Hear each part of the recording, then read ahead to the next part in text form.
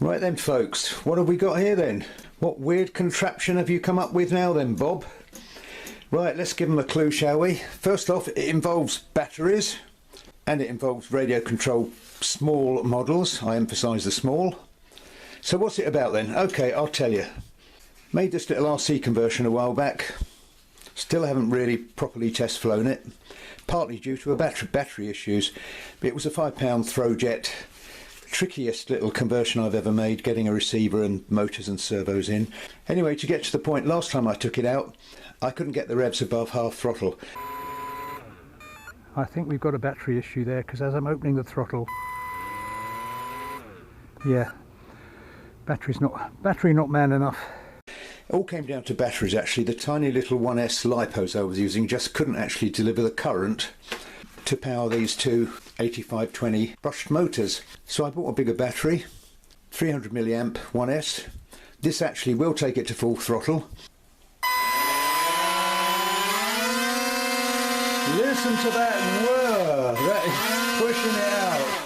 But I've also got some of these vape batteries kicking around. Now if you haven't seen them, people chuck these away and they will work with microplanes. This is a 550 milliamp. They're lithium ion actually, not lithium poly, but anyway they still do the same job, and I charge them with this normal LiPo charger. Made a video about batteries for free, check it out if you want to know about vape batteries. But anyway, to get to the point, tried it with both of these and I wanted to know which one would give the best thrust.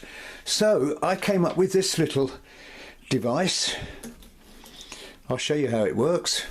First off, the construction. Just a couple of bits of wood from my junk pile in my workshop. A shaft that goes in there, that's held in place by kind of locking screw there. A couple of washers on this, bits of aluminium, pop riveted there. And the length, I think the most critical thing, in my theory, I think this is right. If the length of that is the same as the length of that, then a pull there is going to be equivalent to a push there. Have yet to see, but it looks like it works. So that's the construction of it. The idea being that I can put my 100-gram scales under there, connect this to the front end of a radio controlled model, like so, fire it up, max revs, and see just what thrust I get indicated.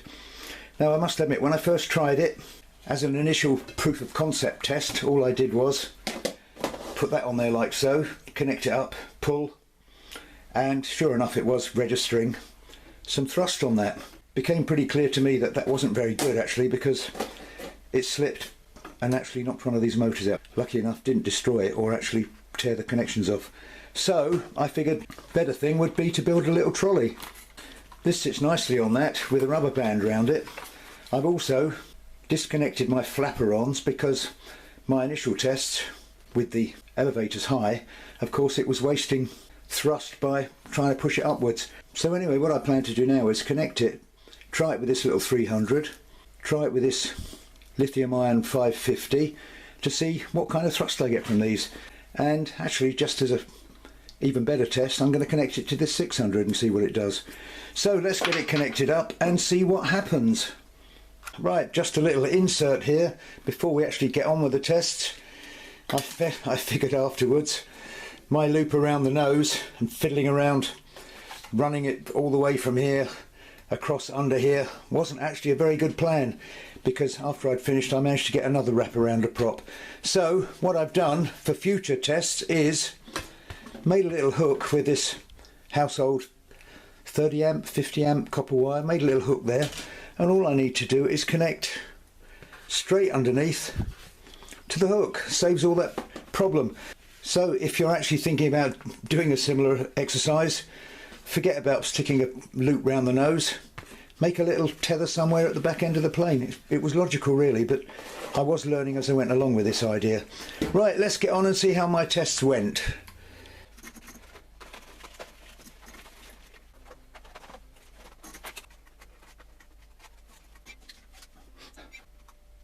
Right, so connected up, that is reading pretty much 0. Still have to be careful obviously with props moving, but let's give it a go. That's 29 grams it's showing.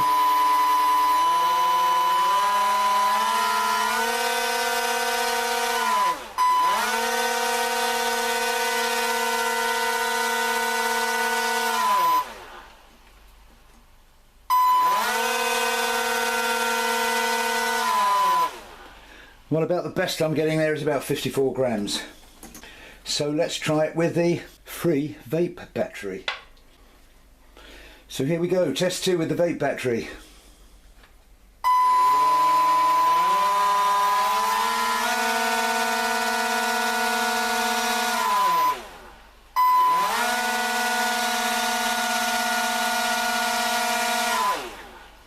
And I'm getting much the same, about 53 or 54.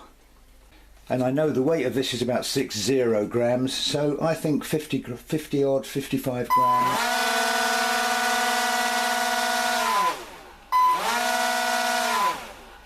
Right, the ultimate test with a 500 milliamp. Oh yeah!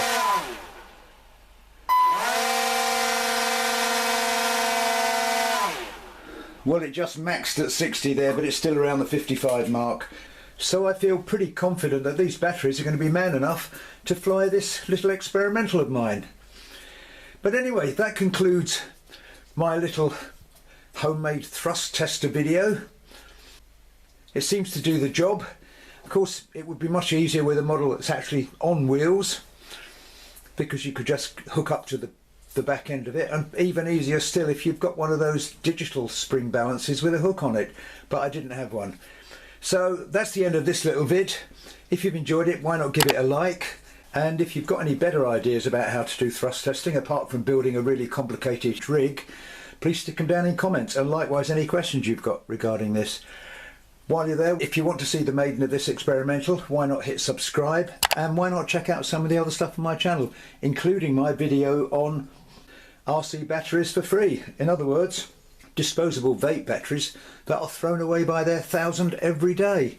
But there's a lot of other stuff on my channel too, particularly cheap foamy builds, cheap foamy RC constructions, but also my paragliding, paramotoring, paragliding trips abroad, sailing, you name it, it's on there for a wet and windy day.